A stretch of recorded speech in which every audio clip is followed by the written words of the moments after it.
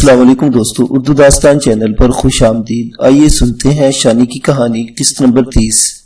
معزز سامعین سے امید کی جاتی ہے کہ ویڈیو کو لائک کریں، چینل کو سبسکرائب کریں اور ویڈیو کو شیئر بھی کرتے ہیں، شکریہ۔ درختوں کے سائے لمبے ہو رہے تھے، دھوپ پسپا ہوتی جا رہی تھی اور سردی پیش قدمی کر رہی تھی۔ شانی نے کھڑکی میں دیکھا اور خوش ہو گئی۔ بھابو اور منا درمیانی دروازے سے گزر کر آ رہے تھے۔ آج ان کے ساتھ چودھری بشیر بھی تھا۔ تینوں خوشگوار موڈ میں دکھائی دیتے تھے۔ بھابو نے شانی کو گلے لگایا، مننے نے اس کی ٹانگوں سے لپٹ کر اسے اٹھانے کی ناکام کوشش کی۔ وہ چودھری بشیر پر گرتے گرتے بچی۔ بھابو نے مننے کو ڈانٹا، تینوں ہنسنے لگے۔ جالا اور زہرا نے چائے بنائی، چاروں نے برآمدے میں بیٹھ کر چائے پی اور ساتھ میں ڈرائی فروٹ کھائے۔ چودھری بشیر کے مزاج سے اندازہ ہوتا تھا کہ آج اس کا موڈ خوشگوار ہے، لہٰذا بھابو بھی خوش دکھائی دیتی تھی، منا بھی چہک رہا تھا۔ بھابو شانی کے لیے سلے ہوئے کپڑے لائی تھی، یہ 4-5 گرم جوڑے تھے، اس کے علاوہ 2 سویٹر اور 2 کشمیری شالیں بھی تھی۔ شانی نے سب کچھ وصول کرتے ہوئے جھجک محسوس کی تھی۔ بھابو نے بڑی اپنائشی سے ڈانٹ پلائی۔ چودھری بشیر نے اپنے باسکٹ کی جیب میں سے 3-4 تصویریں نکالی اور شانی کو دکھائیں۔ ان میں سے 2 تصویریں مننے اور شانی کی تھی۔ یہ وہی تصویریں تھی چودھری بشیر نے اسی چھت تلے کھینچی تھی۔ دیکھو بھائی، میں نے کہا تھا نا کہ بڑا پیارا پوز آئے گا۔ وہ تصویریں شانی اور بھابو کو ایک ساتھ دکھاتے ہوئے بولا، سچ مچ بڑی پیاری فوٹو ہے، دونوں بڑے اچھے لگ رہے ہیں۔ بھابو نے تعریف کی۔ ہاں بڑے اچھے لگ رہے ہیں، لگتا ہے میں چاچی کا بیٹا ہوں، مننے نے تائید کی۔ میرے ہی تو بیٹے ہو، شانی نے اس کا منہ چوما۔ پھر ذرا شرمائی نظروں سے تصویر کو دیکھا، وہ واقعی خوبصورت لگ رہی تھی۔ گھنے سیاہ بالوں نے اس کے دونوں رخساروں کو ڈھانپ رکھا تھا۔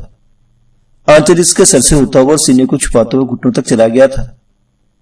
آج پتہ نہیں کتنے عرصے بعد شانی نے خود کو تصویر کی صورت میں دیکھا تھا۔ کچھ دیر تک تصویروں پر تبصرہ ہوتا رہا، پھر ٹی وی پر شکار کی ایک دستاویزی فلم چلنے لگی۔ وہ سب اس کی طرف متوجہ ہو گئے۔ فلم دیکھتے ہوئے شانی کو گاہے بگاہے احساس ہوتا رہا کہ چودھری بشیر کی چور نظریں اسی کی طرف اٹھ جاتی ہیں۔ اس نے ہر بار اس احساس کو اپنا وہم خیال کیا اور ذہن سے جھٹک دیا۔ اس دن کے بعد یہ بھابو چودھری بشیر کا معمول بن گیا۔ وہ ہر روز ایک دن چھوڑ کر شانی کے پاس آ جاتے، چائے پیتے، گپ شپ کرتے، مننے کی معصوم شرارتیں دیکھتے۔ کسی وقت چودھری بشیر اور منا مختصر لان میں بیڈمنٹن کھیلنے لگتے۔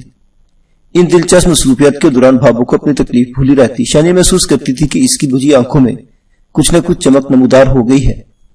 ایک روز جب چودھری بشیر اور منا لان میں گھوم رہے تھے، برآمدے میں بھابو شانی کے پاس بیٹھتے ہوئے کہا، حویلی والے حادثے کے بعد تمہارے بھائی جان بالکل بجھ سے گئے تھے، طبیعت میں چڑچڑا پن آ گیا تھا، کسی وقت تو ایک دم غصے میں آ جاتے تھے، پر اب جو وقت گزر رہا ہے خود کو سنبھالتے جا رہے ہیں۔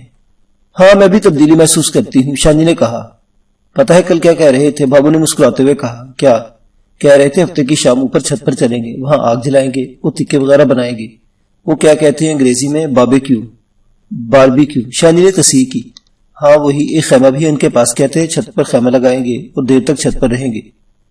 اوپر تو بڑی سردی ہوگی، جب آگ جل جائے گی تو سردی کہاں ہوتی ہے، بھابو نے کہا۔ اسی دوران میں بھابو کو یاد آئے کہ اسے تو شام 6 بجے والی دوائی کھانی ہے۔ وہ ابھی آئی کہہ کر کوٹھی کی طرف لپک گئی۔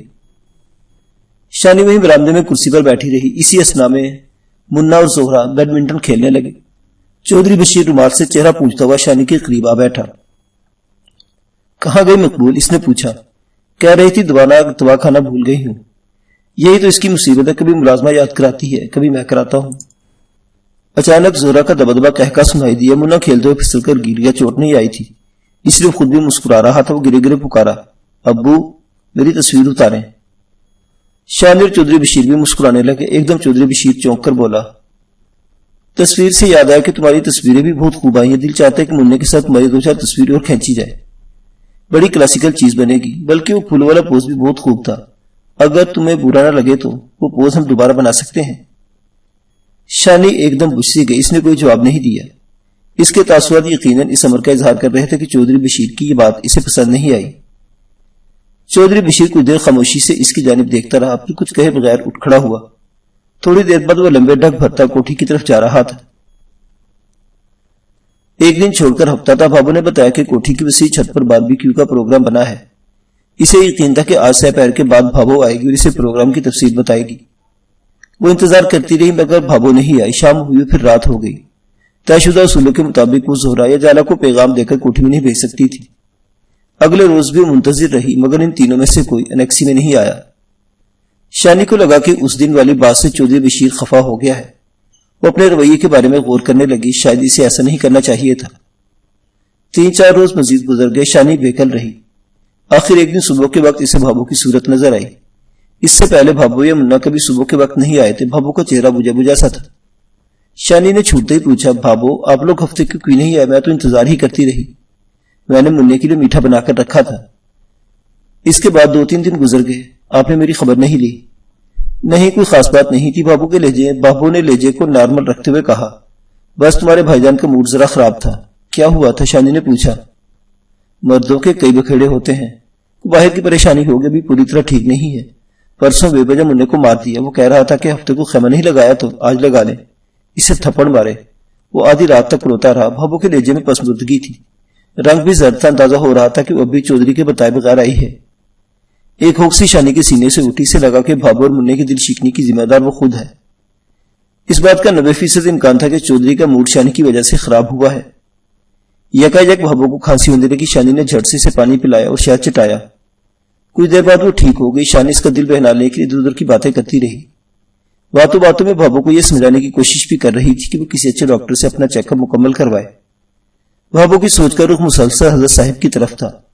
اس نے بتایا کہ حضرت صاحب سارا مہینہ پاکستان کے مختلف شہروں کے دورے کرتے ہیں۔ ہر مہینے کی پہلی 4-5 تاریخوں میں وہ لاہور آتے ہیں۔ یہ تاریخیں قریب تھی، اس لیے حضرت صاحب سے بھی عنقریب ملاقات ہونے والی تھی۔ شانی کی اطلاع کے لیے بھابو نے بتایا کہ اس مرتبہ ندیم کے ابا کی دعوت پر حضرت صاحب یہاں کوٹھی میں آئیں گے اور شاید ایک رات یہیں گزاریں گے۔ یوں نے اطمینان کے ساتھ بھابو کی طبیعت جاننے اور دوا تجویز کرنے کا موقع ملے گا۔ حضرت صاحب کے گھر میں آمد کو بھابو اپنے لیے ایک اعزاز سمجھ رہی تھی۔ اس کی باتیں سننے کے بعد شانی کے اندر بھی حضرت صاحب کو دیکھنے کا اشتیاق بڑھ رہا تھا۔ بھابو کے جانے کے بعد 2 دن مزید گزر گئے۔ مننے نے چودھری بشیر کی صورت دکھائی نہیں دی۔ یہ تیسرے روز کی بات ہے۔ شانی نکسی کے مختصر لان میں پھولدار پودوں کی تلاش خراش میں مصروف تھی۔ اچانک اسے مننے کی باریک توتلی آواز سنائی دی، چاچی جان، چاچی جان۔ یہ آواز درمیانی دیوار کی پتھریلی جالی میں سے آ رہی تھی۔ شانی نے اپنا کام چھوڑا اور لپک کر جالی کے پاس پہنچ گئی۔ دوسری طرف منا موجود تھا۔ چاچی، مجھے آپ کے پاس آنا ہے، مجھے آپ کے پاس آنا ہے، وہ روحانسی آواز میں بولا۔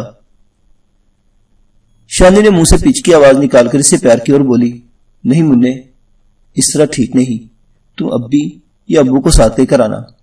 نہیں، مجھے آنا ہے، وہ ضد کرنے والے انداز میں بولا۔ پھر دوڑ کر دروازے کی طرف آیا اور دروازہ کھولنے کی کوشش کرنے لگا۔ دروازے کی دوسری طرف سے چٹخنی چڑھائی گئی تھی اور یہ چٹخنی بلندی پر تھی۔ مننے کا ہاتھ وہاں تک پہنچ نہیں رہا تھا۔ وہ دروازے کو جھنجھوڑنے لگا۔ اس دوران میں ایک بھاری آواز سنائی دی اور شانی کی ٹانگوں سے جیسے جان نکل گئی۔ یہ چودھری بشیر کی آواز تھی۔ مننے، یہ کیا کر رہے ہیں؟ کیا ہو رہا ہے؟ شانی جلدی سے قریبی جالی کے پاس پہنچی۔ وہاں سے دیوار کے پاس کا منظر دکھائی دیا۔ چودھری بشیر غصے سے مننے کو ڈانٹ رہا تو منا سہم سا گیا اور رنگ ہلدی ہو گیا تھا۔ چودھری بشیر نے اسے کان سے پکڑ کر جھنجھوڑا، پھر یوں لگا کہ اسے تھپڑ مار دے گا۔ شانی سے رہا نہیں گیا، کرا کر بولی، میری بات سنیے ذرا، 1 منٹ، دروازہ کھولیے۔ چودھری بشیر نے چونک کر جالی کی طرف دیکھنے لگا۔ شانی نے ایک بار پھر دروازہ کھولنے کے لیے کہا۔ چند سیکنڈ تذبذب میں رہنے کے بعد چودھری بشیر نے دروازہ کھول دیا۔ وہ کلف لگی شلوار قمیض اور بے شکن سے آواز کٹ میں تھا، لگتا تھا کہ ابھی بھی کہیں باہر سے آیا ہے۔ شانی نے ڈرتے ڈرتے کہا، کیوں ناراض ہو رہے ہیں اس سے؟ شانی کو خدشہ تھا کہ کوئی سخت جواب ملے گا، مگر غیر متوقع طور پر چودھری کا لہجہ زیادہ کرخت نہیں تھا۔ اس کا ٹیچر پڑھانے کے لیے آیا ہوا ہے اور یہ ادھر کسک آیا ہے، کہیں آپ اس بات سے ناراض تو نہیں ہے کہ میری طرف آ رہا تھا؟ شانی نے جھجکتے ہوئے پوچھا۔ اس نے ذرا توقف کی اور بولا، نہیں ایسی بات نہیں۔ پھر آپ 5-6 روز سے آئے کیوں نہیں؟ کوئی خاص بات نہیں تھی، ذرا باہر کے کاموں میں مصروف تھا۔ آپ مننے اور بھابو کو لے کر آئے نا۔ میں تو شاید نہیں آ سکوں گا، منا ٹیچر سے پڑھ کر ابھی تھوڑی دیر میں آ جائے گا، چودھری بشیر نے اسپاٹ لہجے میں کہا۔ اتنے میں اس کے موبائل کی گھنٹی بجنے لگی۔ وہ موبائل آن کرتا ہوا دوسری طرف چلا گیا۔ منا بھی اس کے ساتھ تھا۔ واقعی 2-2.5 گھنٹے بعد منا جالا کے ساتھ اس کے پاس کمرے میں پہنچ گیا۔ وہ خوش ہوئی، لیکن اس خوشی میں مایوسی کی آمیزش بھی تھی۔ بھابو ساتھ نہیں تھی۔ شانی نے مننے کو گود میں لے کر خوب پیار کیا، اپنے ہاتھ سے مٹھائی کھلائی، اس سے بھابو کے بارے میں باتیں کرتی رہی۔ مننے نے بتایا کہ وہ دوا کھا کر سو رہی ہے۔ 8-9 گھنٹے کے بعد جالا کمرے میں آن پہنچی۔ چودھرانی جی، مجھے چودھری صاحب نے کہا تھا کہ کاکی کو 15 منٹ میں واپس لے آنا، اب تو گھنٹہ ہونے والا ہے۔ اچھا 10 منٹ اور ٹھہر جاؤ، شانی نے ناگواری سے کہا۔ وہ مننے اور ندیم کے لیے اپنے ہاتھ سے سویٹر بن رہی تھی۔ ندیم تو ابھی آباد میں تھا۔ مننے کے لیے جب بنایا جانے والا سویٹر شانی نے مننے کے جسم سے لگا کر دیکھا اور سائز کا اندازہ کیا۔ پھر کب آؤ گے؟ اس نے پوچھا۔ مجھے کیا پتا، وہ معصومیت سے بولا۔ کل تمہاری چھٹی ہے، ابو کی بھی چھٹی ہوگی، کل ضرور آنا، ابو اور امی دونوں کو ساتھ لانا، مننے نے وعدہ کیا اور شانی نے اسے جانے دیا۔ اگلے روز وہ بڑی شدت سے انتظار کرتی رہی۔ سپہر سے تھوڑی دیر پہلے اس کی امید بار آئی۔ منا اور بھابو آتے دکھائی دیے، ساتھ میں چودھری بشیر بھی تھا۔ ایک بار پھر محفل جم گئی، چائے کے دور ہوئے، باتیں ہوتی رہی۔ مننے نے بڑے اشتیاق سے ٹی وی پر کشتیوں کا پروگرام دیکھا۔ اس سارے دورانیے میں چودھری قدرے سنجیدہ رہا، تاہم چہرے پر ناراضگی کی جھلک نہیں تھی۔ ایک دو بار وہ کسی بات پر مسکرایا بھی۔ اگلی نشست 2 دن بعد ہوئی۔ اس نشست میں حالات تقریباً معمول پر آ گئے۔ چودھری بشیر بھی حسب سابق گفتگو میں حصہ لیتا رہا۔ بھابو کے پسمردہ چہرے پر پھر سے رونق نظر آنے لگی تھی۔ ایک بار پھر ہفتے کی شب کوٹھی کی چھت پر گزارنے کا پروگرام بن گیا۔ چودھری بشیر نے کہا کہ اس پروگرام کے اپنے دوست گیم انسپیکٹر سے اسپیشل طور پر ان کا گوشت منگوائے گا۔ گفتگو کے دوران ان عمر ملازمہ زہرا آئی اور اس نے اشارے سے بھابو کو کمرے سے باہر بلایا۔ معلوم ہوا کہ بھابو کے میکے کے پار کی گاؤں سے بھابو کے 2 رشتہ دار خواتین اس سے ملنے کے لیے آئی ہیں۔ بھابو فوراً جانے کے لیے تیار ہو گئی۔ منا اینٹ کیا کہ وہ بھی کوٹھی میں واپس نہیں جائے گا۔ بھابو نے کہا ٹھیک ہے میں جاتی ہوں، تم ابھی کچھ دیر بعد آ جانا۔ بھابو چلے گی۔ منا اور چودھری بشیر شانی کے ساتھ کمرے میں رہ گئے۔ چودھری بشیر نے سنجیدہ لہجے میں کہا، میرا خیال ہے اب ہمیں بھی چلنا چاہیے۔ کیوں ابو؟ مننے نے جرأت کر کے پوچھا۔ کہیں تمہاری چاچی کو برا نہ لگے۔ شانی اندر سے خوفزدہ ہوئی، مگر اس نے اپنے چہرے کے تاثرات بحال رکھی، گہری سانس لے کر بولی، شروع میں میرے ذہن میں واقعی بڑے اندیشے تھے بھائی جان، مجھے ڈر تھا کہ آپ بھی نارپور کے دوسری چودھری کی طرح ہوں گے، لیکن آپ سے ملنے کے بعد بھابو کی باتوں پر یقین آنے لگا۔ چودھری ہونے کے باوجود آپ چودھری سے مختلف لگے۔ گزرنے والے ہر دن کے ساتھ میرا خوف اور جھجک کم ہوتی رہی، اور یقین کریں اب آپ اپنے سے لگتے ہیں، شاید اس لیے بھی کہ بھابو سے محبت کرتی ہوں اور آپ بھابو کے جیون ساتھی ہیں۔ وہ مسکراتے ہوئے بولا، مطلب یہ کہ ہم دونوں تمہارے پاس بیٹھ سکتے ہیں؟ کیوں نہیں؟ وہ نگاہیں جھکائے بولی، یہ آپ کا اپنا گھر ہے۔ چودھری بشیر نے صوفے کی پوچھ سے ٹیک لگا کر سگریٹ ایشٹرے میں مسئلہ کہنے لگا، یعنی صلح ہو گئی، اور تم نے یہ بھی بتا دیا کہ تمہارے دماغ میں جو بے سبب کے اندیشے تھے وہ دور ہو گئے ہیں۔ شانی نے اقرار کے انداز میں نگاہیں جھکائے رکھی۔ وہ بولا، کیا میں ایک بار پھر وہ ناپسندیدہ بات کر سکتا ہوں؟ جی میں سمجھی نہیں۔ وہ مسکراتے بولا، تصویروں کی بات۔ شانی کے سینے میں دھواں سا بھر گیا، تاہم اس نے چہرے سے ظاہر نہیں ہونے دیا۔ چودھری بشیر ایک بار پھر اپنے مطلب کے موضوع پر آ گیا تھا۔ شانی بھی ایسی پوزیشن میں تھی کہ اقرار کر سکتی تھی اور نہ انکار۔ ایک طرف اس صورتحال کو غلط سمجھ رہی تھی، دوسری طرف اسے چودھری کی خفگی کا بھی ڈر تھا۔ وہ کچھ بھی نہ کہہ سکی۔ چودھری بولا، پتہ نہیں تم اتنی سی بات پر یوں گمسم کیوں ہو جاتی ہو؟ نہیں، وہ جلدی سے بولی، ایسی تو کوئی بات نہیں، اگر آپ چاہتے ہیں تو کھینچ لیں۔ یہ ہوئی نا اعتماد اور بھروسے والی بات۔ وہ خوش ہو کر بولا، میں کافی عرصے سے تصویریں کھینچ رہا ہوں، لیکن اس طرح کسی منظر کو ایکسپوز کرنے کی شدید خواہش کبھی پیدا نہیں ہوئی۔ وہ ہونٹوں پر زبردستی مسکراہٹ سجا کر مننے کے بالوں سے کھیلتی رہی۔ چودھری بشیر چلنے میں سوچ کر بولا، میرا خیال ہے کہ میں ابھی کیمرہ لاتا ہوں، کپڑوں کا یہ رنگ بھی تم پر سج بھی رہا ہے۔ شانی کے کچھ کہنے سے پہلے وہ اٹھ گیا اور درمیانی دیوار کے دروازے کی طرف بڑھ گیا۔ کچھ دیر بعد چودھری نے نیکسی کے ڈرائنگ روم میں فوٹو سیشن کا سا منظر پیدا کر دیا۔ اس نے 3-4 لائٹس مختلف جگہوں پر انسٹال کی اور کیمرے کو سٹینڈ پر لگا لیا۔ شانی جیسے اندر سے کانپ رہی تھی۔ چودھری بشیر نے شانی کو صوفے پر بٹھایا اور مننے کو اس کی گود میں دیا۔ 2-3 تصویریں لینے کے بعد اس نے شانی کو ایک صوفے پر نیند راز کر دیا اور مننے کو اس کے پہلو میں لٹا دیا۔ کمرے میں ان تینوں کے سوا کوئی نہیں تھا۔ شانی کو صوفے پر نیند راز کرتے ہوئے اس کا رخ کیمرے کی طرف دست کرتے ہوئے چودھری کے ہاتھ کئی بار شانی کے جسم سے ٹکرائے۔ ہر بار شانی کے جسم میں جھرجھری سی پیدا ہوئی۔ شانی کے بالوں کو اس کے رخساروں سے ہٹانے کے لیے جب چودھری بشیر نے بے باکی سے بالوں میں انگلیاں چلائی تو شانی کے رخسار تمتما گئے۔ اس کا دل چاہا مننے اور چودھری کو خود سے دور ہٹا کر اٹھ کھڑی ہو اور بغیر کچھ کہے دوسرے کمرے میں چلی جائے، مگر پھر بھابو کا زرد چہرہ اور مننے کی اشکبار آنکھیں اس کی نگاہوں میں گھوم گئی۔ وہ دل محسوس کر کیمرے کی آنکھ کے سامنے رہی۔ ایک عورت کی حیثیت سے شانی کی ساری حسیات پوری طرح بیدار تھی۔ وہ چودھری کے سانسوں کی بگڑی ہوئی لے اور اس کے چہرے کی غیر معمولی تمتماہٹ واضح طور پر محسوس کر رہی تھی۔ شرم، بے بسی اور خوف کے سبب اس کے ہونٹ خشک ہو رہے تھے۔ دوسری طرف چودھری بشیر اس کی تصویریں کھینچ رہا تھا۔ شانی جانتی تھی تصویریں اہم نہیں ہیں، وہ خود اہم ہے۔ 1 گھنٹے بعد چودھری اور منا واپس گئے تو شانی کو لگا جیسے وہ کئی برس بعد ایک تاریک حبس زدہ غار میں رہنے کے بعد باہر نکلی ہے۔ بھابو اور منا ایک بار پھر آنے جانے لگے۔ چودھری بشیر بھی ساتھ ہوتا تھا۔ چودھری بشیر کی آنکھوں کی بدلی ہوئی کیفیت شانی صاف محسوس کر رہی تھی۔ ہفتے کی شب انیکسی کی چھت پر باربیکیو کا پروگرام بھی ہوا تھا۔ پہلے یہ پروگرام انیکسی کے بجائے کوٹھی کی چھت پر ہونا تھا۔ چودھری کے پاس کو پیمائی میں استعمال ہونے والا ایک شاندار خیمہ موجود تھا۔ یہ خیمہ انہوں نے چھت پر لگایا اور آگ جلا کر ہرن اور دیسی مرغی کے گوشت کے تکے اور کباب وغیرہ بنائے۔ منہ اور بھابو نے خوب انجوائے کیا تھا۔ رات گئے تک وہ چاروں چھت پر رہے۔ زہرا اور جالا مختلف کاموں میں معاونت کرتی رہی تھی۔ پروگرام بنا تھا کہ اب پھر 15 دن بعد اس تفریح کو دہرایا جائے گا۔ اگر شانی کا خیال تھا کہ تصویروں والے واقعے کے بعد اس کے لیے جلدی کوئی مسئلہ کھڑا نہیں ہوگا تو یہ غلط تھا۔ تصویروں والے واقعے کے 8-10 روز بعد ہی ایک بات ہو گئی۔ چودھری، منا اور بھابو شانی کے پاس موجود تھے۔ رستم کی بات ہو رہی تھی۔ چودھری بتا رہا تھا کہ اب اس سانپ کے سر کچلنے کے بغیر چارہ نہیں۔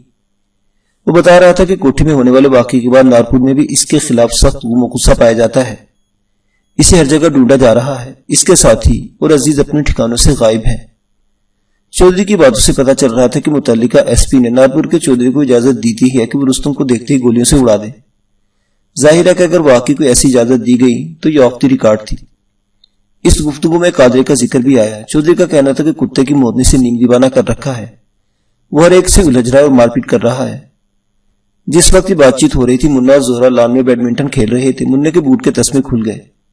بھابو انہیں باندھنے کی لان کی طرف چلی گئی۔ اس کے جاتے ہی چودھری کے لہجے میں عجیب سی بے باکی آ گئی۔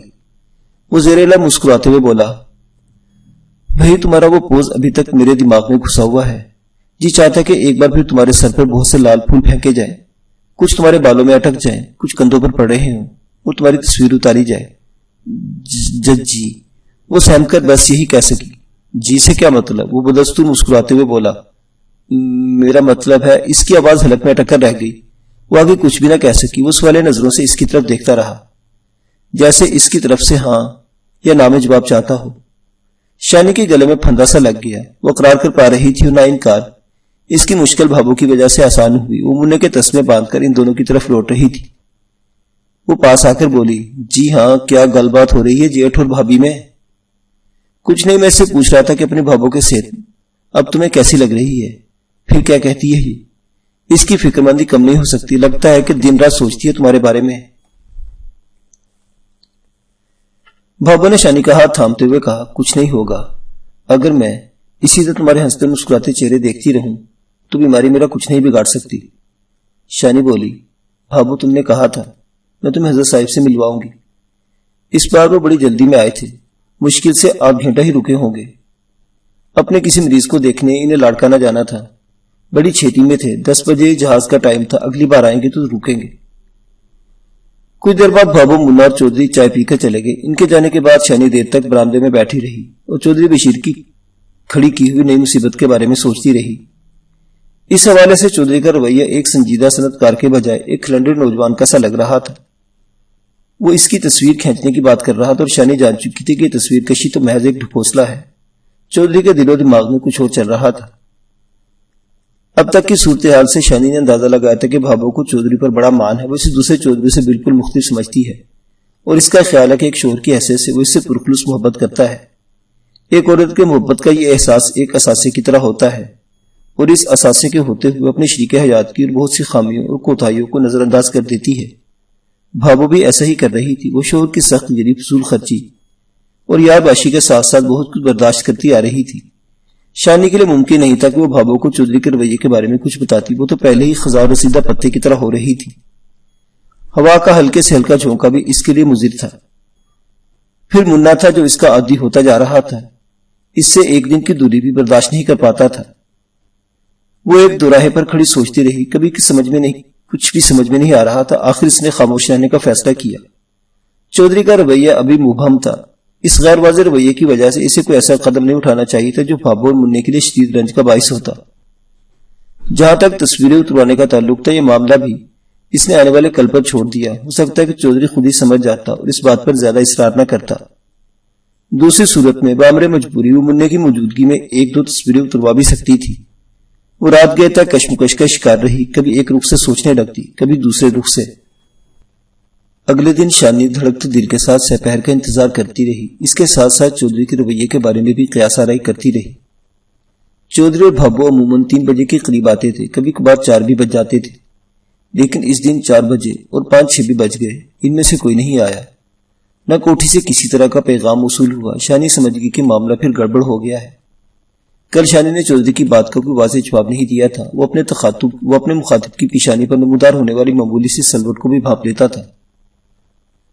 شانی کے اندر پچھتاوا نمودار ہونے لگا۔ رات تک اس کا دل گواہی دینے لگا کہ اس نے اس چار دیواری کے مالک کو، آقا کو ایک بار پھر ناراض کر دیا ہے۔ اب کیا ہوگا؟ اس نے بے حد تشویش کے عالم میں سوچا کہ چودھری بشیر ایک بار پھر بھابو اور مننے کو اس سے دور کر دے گا۔ کیا بھابو ایک بار پھر بجھ کر رہ جائے گی؟ آنے والے ایک دو دنوں میں اس کے اندیشے دور ثابت ہو گئے۔ سفید پتھریلی دیوار ایک بار پھر آسمان تک بلند ہو گئی تھی۔ بھابو اور منا دیوار کی دوسری طرف تھے۔ ان کی کوئی خبر آئی تھی اور نہ شانی کی طرف سے کوئی خبر ان کی طرف گئی تھی۔ تیسرے چوتھے دن کی بات ہے۔ شانی شاور کے ذریعے پھولوں کی کیریوں میں پانی دے رہی تھی۔ یہ سپہر 2:30-3 بجے کا وقت تھا۔ اچانک سنگی دیوار کے پاس سے کسی کے دھاڑنے اور نہایت کرخت لہجے میں بولنے کی آوازیں ہیں۔ شانی ایک دم سہم کر برآمدے کی طرف آگئی۔ اسے محسوس ہوا کہ یہ قادرہ ہے۔ وہ درمیانے دروازے کے قریب موجود ہے اور غصے میں پکار رہا ہے۔ شانی کی نگاہوں میں وہی نقشہ گھوم گیا جب قادرے نے غضب سے مغلوب ہو کر اسے زندہ جلانے کی دھمکی دی تھی۔ وہ ایک بار پھر اس کی طرف آ رہا تھا۔ یہ بے حد خوفناک اندیشہ تھا۔ وہ آواز کو دھیان سے سننے لگی۔ جلدی سے اندازہ ہو گیا کہ تیش سے پھٹی ہوئی آواز چودھری قادرے کی نہیں، چودھری بشیر کی ہے۔ وہ اپنے کسی ملازم پر بری طرح برس رہا تھا۔ کچھ دیر بعد یہ آوازیں دیوار سے دور ہوتی چلی گئی۔ بہرحال ان کی شدت اور آہنگ میں کسی طرح کی تبدیلی واقع نہیں ہوئی تھی۔ پھر یوں لگا جیسے کسی کو بیلٹ یا چپل وغیرہ سے مارا جا رہا ہے۔ مار کھانے والا منت سماجت کر رہا تھا۔ 5-10 منٹ بعد یہ شور معدوم ہو گیا۔ شانی کی ملازمہ زہرہ دودھ لے کر کوٹھی کی طرف آ رہی تھی۔ اس کا رنگ زرد محسوس ہو رہا تھا۔ لگتا تھا کہ وہ مار پیٹ کا منظر دیکھ کر آئی ہے۔ شانی نے پوچھا، کیا ہوا ہے وہاں؟ جواب دینے سے پہلے زہرہ نے اپنے دائیں بائیں دیکھا۔ جالا چھت پر دھلے ہوئے کپڑے پھیلانے کے لیے گئی تھی۔ زہرہ دھیمے لہجے میں بولی، چودھری صاحب نے چوکیدار نیابت خان کو مارا ہے۔ کیا کیا تھا اس نے؟ ادھر اپنے کوارٹر میں اپنی بوٹی کے ساتھ سویا ہوا تھا۔ اس کی ڈیوٹی اندر والے گیٹ پر تھی۔ چودھری صاحب نے ایک بار پہلے بھی سے جھاڑ پلائی تھی۔ آج تو انہوں نے اس کی چمڑی ادھیڑ کر رکھ دی ہے۔ بڑے غصے میں تھے وہ۔ زہرہ نے کانوں کو ہاتھ لگاتے ہوئے کہا، اب کہاں ہے وہ؟ کھڑے کھڑے اس کی چھٹی کر دی۔ اس کی بیوی بہت ہار پار جوڑتی رہی پر انہوں نے ایک نہیں سنی۔ دونوں کا حساب کر دیا ہے۔ اب وہ اپنا سامان باندھ رہے ہیں۔ شانی نے محسوس کیا کہ مار پیٹ کے مناظر نے زہرہ کے اعصاب پر گہرا اثر کیا ہے۔ وہ گمسم تھی اور بھاگ بھاگ کر کام کر رہی تھی۔ اس سے پہلے وہ کبھی کبھار جالا سے الجھ پڑتی تھی، مگر آج جالا کی ہر بات بے چوچرا مان رہی تھی۔ اگلے روز زہرہ ہی کی زبانی شانی کو پتا چلا کہ بھابو بیمار ہے۔ زہرہ نے بتایا، ابھی تھوڑی دیر پہلے چودھری صاحب بڑی چودرانی کو گاڑی میں بٹھا کر شہر لے گئے ہیں۔ بڑی چودرانی کمزور نظر آ رہی تھی۔ شانی کا سینہ دھک سے رہ گیا۔ اس نے پوچھا، واپسی کا کچھ بتایا ہے انہوں نے؟ ہاں، کہتے تھے ڈاکٹر کو دکھا کر ابھی 1.5-2 گھنٹے میں واپس آ جائیں گے۔ شانی نے کوئی بات نہیں کی۔ اور منا کہاں ہے؟ وہ گھر میں ہی ہے، اسے ماسٹر جی پڑھانے کے لیے آئے ہیں۔ ان سے بار بار جھڑکیاں کھا رہا ہے۔ دراصل وہ بڑی چودرانی کے ساتھ جانا چاہتا تھا۔ چودھری صاحب نے اسے ڈانٹ بڑھ کر روکا ہے۔ اس وقت سے مسلسل رو رہا ہے۔ شانی کا دل تڑپ اٹھا۔ جی چاہا کہ دوڑ کر جائے اور اپنی گود میں لے لے، مگر راستے میں آسمان سے اونچی دیوار تھی اور چودھری بشیر کا سنسناتا ہوا خوف تھا۔ زہرہ نے الجھے ہوئے لہجے میں کہا، اچھے بھلے تھے چودھری صاحب، پتہ نہیں ایک دم موڈ کو کیا ہو جاتا ہے۔ شانی نے خود کو قصورا محسوس کیا۔ اسے لگا کہ زہرہ کے سوال کا جواب صرف اس کے پاس ہے۔ چودھری بشیر کے جس موڈ نے اس چار دیواری میں موجود ہر متنفس کو سہما رکھا تھا، اس کی بنیاد کے بارے میں صرف وہ جانتی تھی۔ زہرہ کے جانے کے بعد شانی بے قراری سے کمرے میں ٹہلنے لگی۔ ایسا کیوں ہو رہا تھا؟ اس میں اس کا کیا قصور تھا؟ وہ بھابو اور مننے پر اپنی ساری محبتیں نچھاور کرنا چاہتی تھی، مگر ستم ظریفی تھی کہ اس کا وجود ان دونوں کے لیے مصیبت بنتا جا رہا تھا۔ اس کا دل چاہا کہ وہ سب کچھ چھوڑ چھاڑ کر یہاں سے نکل جائے، لیکن وہ نکل کیسے سکتی تھی؟ یہاں چاروں طرف پہرے تھے اور اونچی دیواریں تھی، اور پھر بھابو کو اور مننے کو چھوڑ کر جانا اتنا آسان بھی تو نہیں تھا۔ جو لگتا تھا کہ وہ دونوں اس کی جان کا حصہ ہیں۔ اور پھر بھابو کی بیماری۔ شانی کا دل تو چاہ رہا تھا کہ وہ بھابو کو چند لمحوں کے لیے بھی نگاہ سے اوجھل نہ ہونے کرے۔ چودھری بشیر رات 10 بجے کے قریب کوٹھی واپس آ گیا۔ بھابو بھی اس کے ساتھ تھی۔ شانی کو اطمینان محسوس ہوا۔ اگلے روز بہانے سے اس نے زہرہ کو 2-3 بار کوٹھی بھیجا۔ وہ چاہتی تھی کہ بھابو کی طبیعت کا کچھ پتہ چلے، مگر ناکامی ہوئی۔ دوسری طرف شکم چشم جالا نے بھی بھانپ لیا کہ شانی زہرہ کو بے سبب کوٹھی بھیج رہی ہے۔ اس نے شانی سے کچھ نہیں کہا، مگر زہرہ کو بری طرح لڑاڑا گالیاں تک دی۔ یعنی وہ گرج تو زہرہ پر رہی تھی، مگر سنانا شانی کو چاہتی تھی۔ شانی کو کرائن سے پتہ لگ رہا تھا کہ بھابو بدستور بستر پر ہے. اس کی بے چینی بڑھتی جا رہی تھی. 3-4 دن بعد وہ لاچار ہو گئی. اس نے طے شدہ اصولوں کی خلاف ورزی کرتے ہوئے جانا کے ہاتھ چودھری بشیر کو پیغام بھیجا کہ وہ اس سے بات کرنا چاہتی ہے. جانا نے واپس آ کر نخوت بھرے لہجے میں کہا, چودھری جی کہتے ہیں کہ خود نہیں آ سکتے لیکن فون پر بات کریں گے. کب, اس کا پتہ نہیں. کچھ پولیس والے آئے ہوئے ان کے ساتھ بیٹھے ہیں. شانی تقریباً سارا دن بے قراری سے چودھری کے فون کا انتظار کرتے رہی. شام کے بعد فون کی گھنٹی بجی. شانی نے ریسیور اٹھایا. دوسری طرف سے چودھری کی بھاری بوجھل آواز آئی. ہیلو, میں بشیر بول رہا ہوں. میں آپ ہی کے فون کا انتظار کر رہی تھی. شانی نے اپنے دھڑکنیں سنبھالتے ہوئے کہا. چودھری خاموش رہا. وہ چند لمحے انتظار کرنے کے بعد بولی, میں جانتی ہوں مجھے جالا کو آپ کی طرف نہیں بھیجنا چاہیے تھا, پر بابو کی طرف سے اتنی فکر مند تھی کہ مجبور ہو گئی. وہ کل سے کچھ ٹھیک ہے, کھانا وغیرہ بھی کھا رہی. پریشانی کی کوئی بات نہیں. کیا ہوا تھا انہیں؟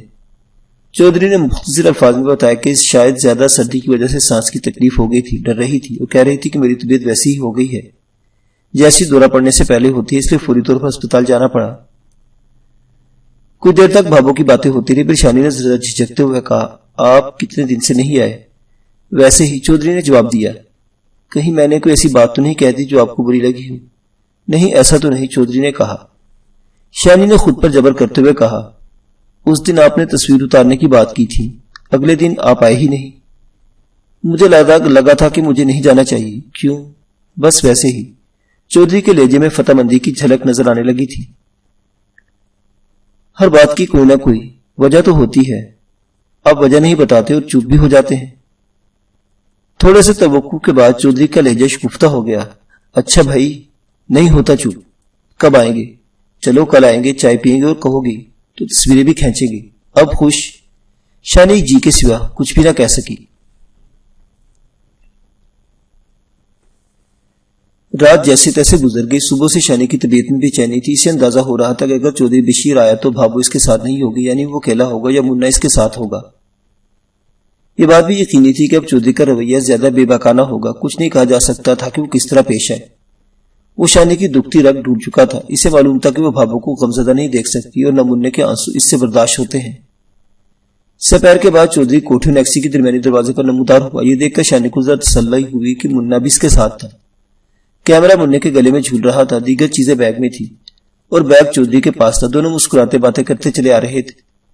شانی نے مننے کو اٹھا کر چوما, پھر بابو کا حال احوال پوچھا. چودھری نے بتایا کہ وہ دوا کھا کر سوئی ہے, اب پہلے سے بہتر ہے.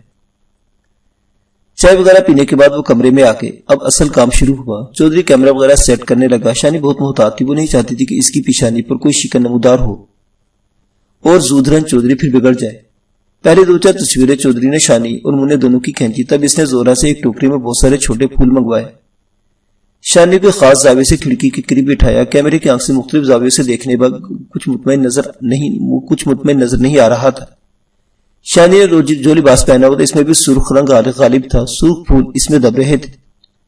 کوئی اور لباس پہن کر آؤ, اس نے شانی سے کہا. بلکہ میرا خیال ہے وہ فیروزی ساڑی پہن لو جو مقبول نے تمہیں لا کر دی ہے. چند سکے تذبذب میں رہنے کے بعد شانی اٹھ گئی اور لباس بدل کر آ گئی. چودھری کی جلتی نظریں اس کے سراپا میں دھنستی چلی گئی. شانی کو لگا جیسے وہ اس کے سامنے بے لباس کھڑی ہے. اس کے ہتھیلیوں پر پسینہ آ گیا. شانی کو خاص رخ سے بٹھانے اور اس پر سرخ پھول لٹنے کے بعد چودھری نے 2-3 زاویے سے اس کی تصویریں کھینچی. اس کے ہاتھ گاہے بگاہے بے باکی سے اس کے جسم کو چھو رہے تھے. شانی کو اپنے مرضی سے اٹھنے بیٹھنے کا حکم دیتے ہوئے چودھری کے چہرے پر تمتماہٹ نظر آنے لگی تھی. کچھ دیر بعد چودھری نے مننے کو یہ کہہ کر باہر بھیج دیا کہ وہ زورا کے ساتھ مل کر گلدستہ بنائے. اب شانی اور چودھری کمرے میں اکیلے تھے. شانی کے لیے زیادہ مشکل مرحلہ شروع ہوا. چودھری کی بے باکی بڑھ گئی. تمہاری فگر فوٹوگرافی کے لیے اتنی موزوں ہے کہ تم تصور بھی نہیں کر سکتی ہو. اگر تم جیسی لڑکی ماڈلنگ وغیرہ میں ہو تو دھوم مچا دے. شانی بس مسکرا کر رہ گئی. اگر تم برا نہ مانو تو میں تمہاری ایک تصویر خالص کلاسیکل انداز میں کھینچنا چاہتا ہوں. بڑی شاندار تصویر ہوگی. کیسے؟ میں بتاتا ہوں. وہ تیز سانسوں کے درمیان بولا. یا اس سنگل بیڈ پر لیٹ جاؤ. شانی کی پیشانی پر پسینہ آ رہا تھا. وہ جھجکتے ہوئی نیم دراز ہو گئی. چودھری نے اسے بتایا کہ وہ اپنی کونی نیچے ٹیک کر ہاتھ کنپٹی پر رکھ لے اور رخ کیمرے کی طرف رکھے. شانی چودھری کے ہدایت کے مطابق پہلو کے بل لیٹی تو شرم سے تپ گئی. اسے اندازہ ہو رہا تھا کہ جسم سرتپا نمایاں ہو گیا ہے. یہ اس سے زیادہ اس کے جسم کی تصویر تھی. چودھری سے فن کے رموز بتاتے ہوئے بولا، کھڑکی تمہارے عقب میں ہے، تصویر میں آنے والی روشنی پیچھے سے آ رہی ہے، تمہارے خد و خال نمایاں نہیں ہوں گے، یہ ہولے کی سی تصویر ہوگی، بائیں پہلو کے اوپر والی لائن نمایاں ہوگی، بایاں رخسار نظر آئے گا، بائیں کان اور اس کے جھمکے پر روشنی پڑے گی، بلکہ اگر تمہیں کوئی تصویر میں پہچاننا چاہے تو شاید آسانی سے پہچان بھی نہ سکے۔ زبردست کلاسیکل پوز ہے۔ ایکسپوز کرنے سے پہلے شانی کے پوز کو مزید درست کرنے کے لیے وہ اس پر جھکایا۔ اس کی سانس تیزی سے چل رہی تھی، ہاتھوں کی حرکات میں عجیب سی ہیجانی کیفیت تھی۔